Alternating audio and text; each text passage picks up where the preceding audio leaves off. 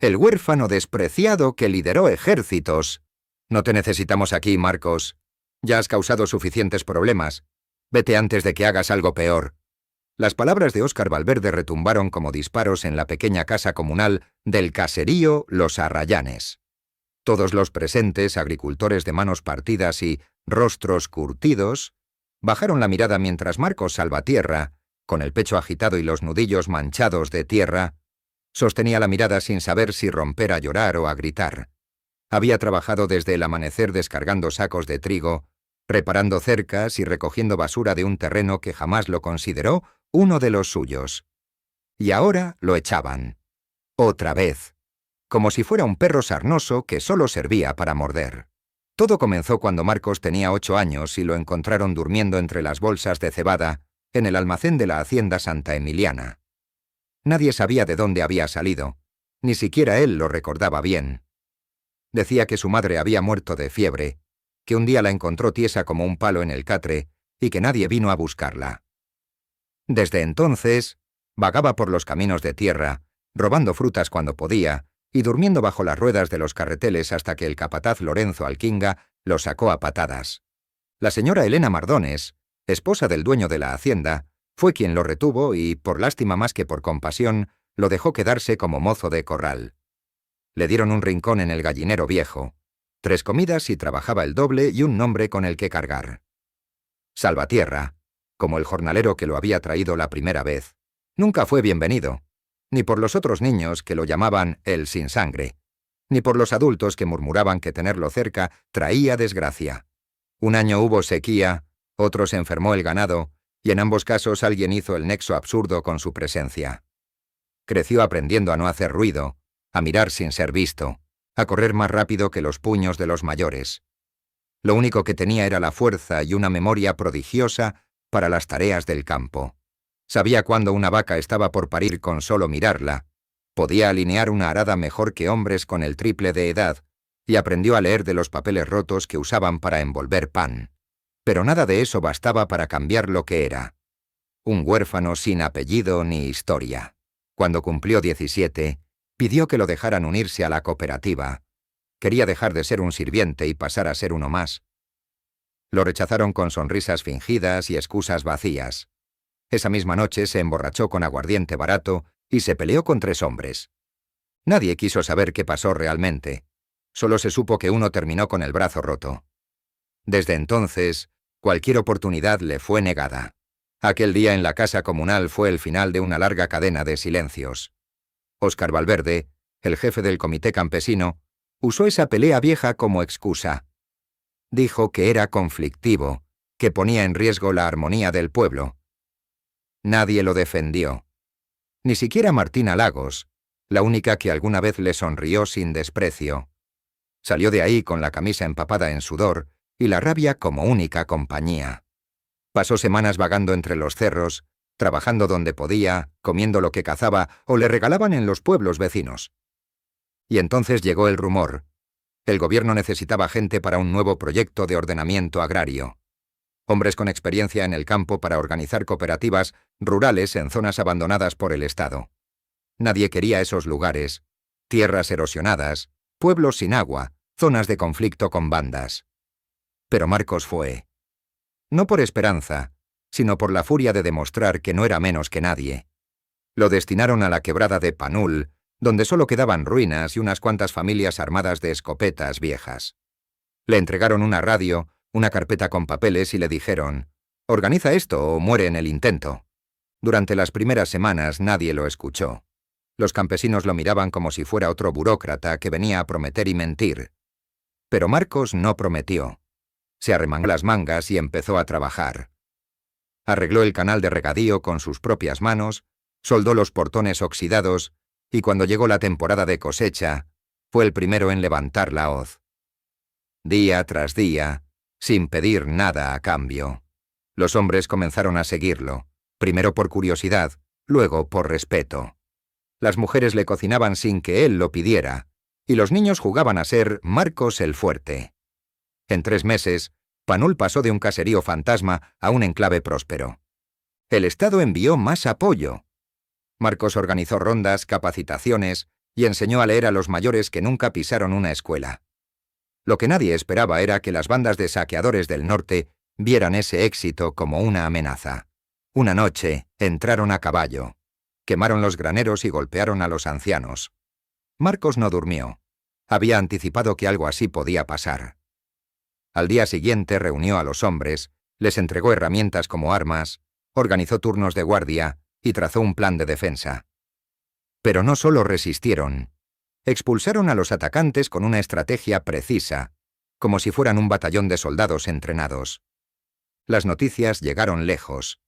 El gobierno volvió a llamar, esta vez para ofrecerle un puesto. Director regional del Programa de Defensa Campesina. Y con ello, autoridad sobre otras 15 zonas rurales en riesgo. Marcos Salvatierra aceptó, pero con una sola condición. Quería volver a los Arrayanes y que fuera una de las zonas beneficiadas. Cuando llegó con una comitiva de funcionarios, helicópteros y víveres, nadie en el caserío lo reconoció al principio. Vestía ropa limpia, hablaba con seguridad, pero tenía la misma mirada dura que cuando lo echaron. Óscar Valverde lo miró desde la distancia, y en sus ojos había más miedo que vergüenza. «No vine a vengarme», dijo Marcos, mirando al grupo reunido en la plaza. «Vine a levantar lo que ustedes nunca quisieron construir conmigo». Entonces alguien en la multitud, una mujer anciana, dijo en voz baja lo que nadie se había atrevido a pronunciar en años. «Tú eres hijo de don Eliseo Salvatierra. Él te dejó aquí para protegerte de sus enemigos». Marcos se quedó quieto. Nadie sabía que llevaba años buscando pistas, rastreando nombres. Aquella revelación, dicha como quien lanza una piedra al agua, lo dejó sin aliento. Todo cambió en ese instante. Su rabia, su hambre de demostrar que valía, su fuerza ciega de pronto tuvieron un origen, un rostro, una historia. Y por primera vez, supo que no había nacido para ser despreciado. Había nacido para liderar.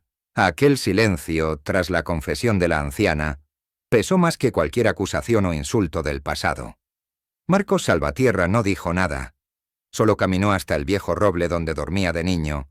Se sentó en la tierra como tantas veces lo hizo hambriento, sucio, solo. Esta vez, sin embargo, no lo rodeaba el desprecio, sino la culpa muda de quienes lo habían ignorado, la mirada esquiva de quienes no se atrevieron a protegerlo. No volvió a hablar ese día, pero todos supieron que se había quedado para quedarse. La confirmación de su linaje se esparció como polvo de trigo. Eliseo Salvatierra, dueño de tierras y figura influyente en la región, había sido asesinado años atrás en un ajuste de cuentas político. Siempre se rumoreó que había dejado un hijo ilegítimo, pero nadie imaginó que fuera ese niño salvaje que dormía entre gallinas. Al parecer su madre lo había escondido en los Arrayanes porque ahí, a diferencia de las ciudades, nadie haría preguntas. Y funcionó. Por años, nadie lo relacionó con el apellido. Lo despreciaron por pobre, no por bastardo. Marcos no reclamó herencias. No buscó venganza. En cambio, se dedicó a reconstruir lo que él nunca tuvo. Comunidad. Exigió recursos, creó un programa especial para jóvenes huérfanos del campo, promovió la alfabetización de adultos y fundó centros de trabajo cooperativo con igualdad de voto.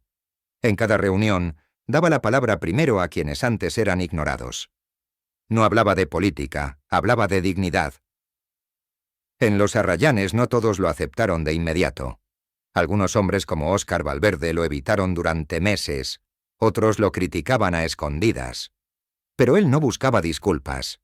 Tenía un objetivo más grande: demostrar que el campo podía defenderse sin miedo, que el desprecio no era una sentencia, que los abandonados podían organizarse, levantarse y proteger lo que era suyo. Una madrugada, lo llamaron desde la región de Chañaritos. Una banda armada había tomado pozos de agua, amenazando con secar los cultivos si no recibían impuestos en efectivo. Los comités rurales no sabían qué hacer. Algunos sugerían esperar apoyo militar. Pero Marcos fue.